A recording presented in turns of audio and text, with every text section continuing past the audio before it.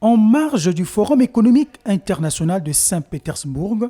le ministre de la Coopération internationale et de la promotion du partenariat public-privé, Denis Christel Sassou Nguesso, a eu le 19 juin un entretien avec Pavel Sorokin, vice-ministre de l'énergie de la Fédération de Russie. Cette rencontre s'inscrivait dans le cadre du renforcement de la coopération bilatérale entre la République du Congo et la Russie. Les échanges ont permis de faire un tour d'horizon des dossiers majeurs qui lient les deux pays, notamment dans le secteur énergétique. Le ministre congolais et son interlocuteur russe ont réaffirmé leur volonté commune de poursuivre une collaboration stratégique basée sur des projets structurants à fort impact pour les économies respectives. Le point central de la discussion a porté sur le projet d'oléoduc Pointe-Noire Loutété Maloko Tréchaud, développé dans le cadre d'un partenariat public-privé avec une société russe. Les deux parties ont salué les avancées satisfaisantes enregistrées et ont convenu de mettre en place un mécanisme de suivi régulier afin de garantir la bonne exécution du calendrier de réalisation qui prévoit la pose de la première pierre du chantier d'ici la fin de l'année 2025. Intervenant au panel Russia-Africa, bilan, défis et perspectives, organisé dans le cadre du Forum économique international de Saint-Pétersbourg, auquel plusieurs ministres africains responsables des institutions économiques régionales, dirigeants des grandes entreprises russes et experts du partenariat Russie-Afrique ont été associés.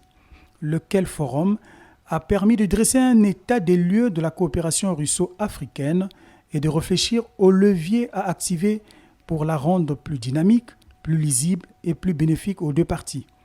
Le ministre congolais de la coopération internationale et du partenariat public-privé a salué l'approfondissement des liens entre la Russie et l'Afrique, visible notamment dans les domaines stratégiques tels que l'énergie, la santé, la recherche ou les infrastructures. Une relation qui, selon lui, devrait se structurer davantage. Je pense que la Fédération de Russie aujourd'hui peut jouer sa partition en commençant par identifier les secteurs porteurs en fonction des différents pays avec lesquels elle va nouer des partenariats. Ensuite, il faut qu'elle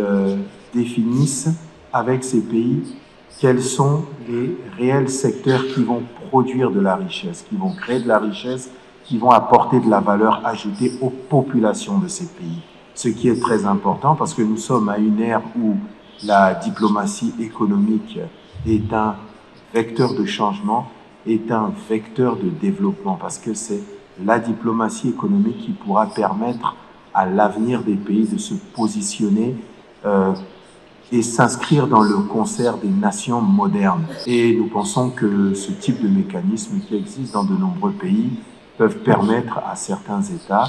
d'attirer des investisseurs en améliorant bien entendu le climat des affaires, créer des zones économiques spéciales, un climat propice à l'investissement pour que des acteurs du secteur privé puissent venir investir et créer de la richesse dans les pays.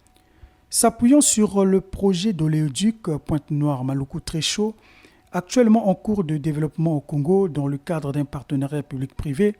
avec une entreprise russe, Denis Christel Sassou Nguesso a montré comment un partenariat stratégique peut se traduire par une action concrète au service du développement.